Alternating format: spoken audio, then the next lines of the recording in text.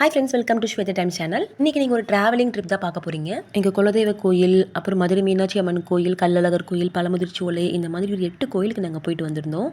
அதை தான் நான் ஒரு விலாகாக எடுத்திருக்கேன். நாங்கள் கிளம்பும் போதே மழை, அந்த மழையில் தான் கார் ஓட்டிகிட்டு போயிருந்தோம். ஆனால் இது ஃபஸ்ட் டைமுங்க. இவ்வளோ மழையில் நாங்கள் கார் ஓட்டு இதுதான் ஃபஸ்ட் டைமு.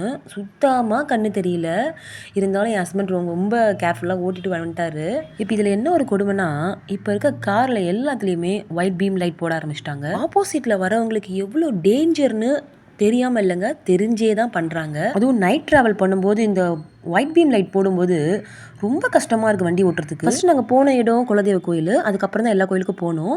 நான் குலதெய்வ கோயிலை பற்றி நான் ஷார்ட்ஸில் கொடுத்துருக்கேன், வேணுங்கிறவங்க பார்த்துக்கோங்க. இது வந்து முத்துவடுகர் சித்தர் கோயில். இந்த கோவில் சிங்கமணிர் பக்கத்தில் தாங்க இருக்குது. இந்த சித்தரை பற்றின ஒரு கதையே இருக்குது.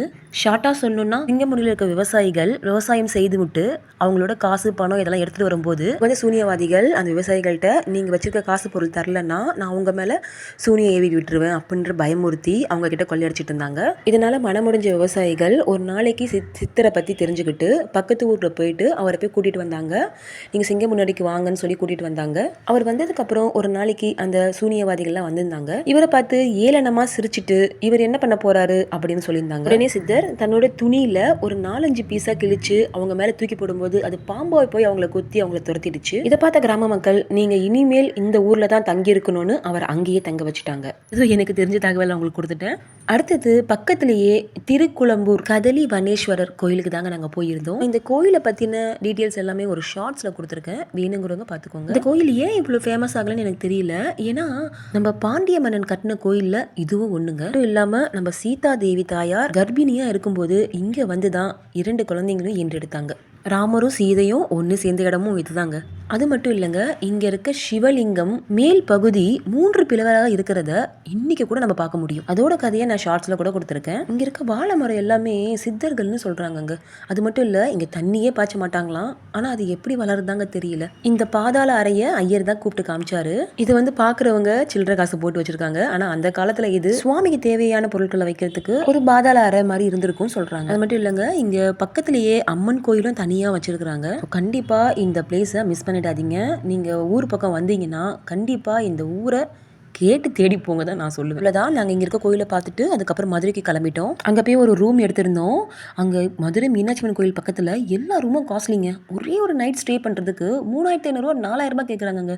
இவங்க தான் கொஞ்சம் பட்ஜெட் ஃப்ரெண்ட்லியாக 2200 கேட்டாங்க. வேறு வழி இல்லை, எடுக்க வேண்டியதாயிடுச்சு. மதுரை மீனாட்சி அம்மன் கோயில் நாங்கள் ரூம் புக் பண்ண உடனே நாங்கள் பார்த்துட்டோம். ஸோ அதனால் காலையில் எழுந்த உடனே நாங்கள் பழமுதிர்ச்சோலைக்கு போகலான்னு சொல்லிட்டு கிளம்புனோம்.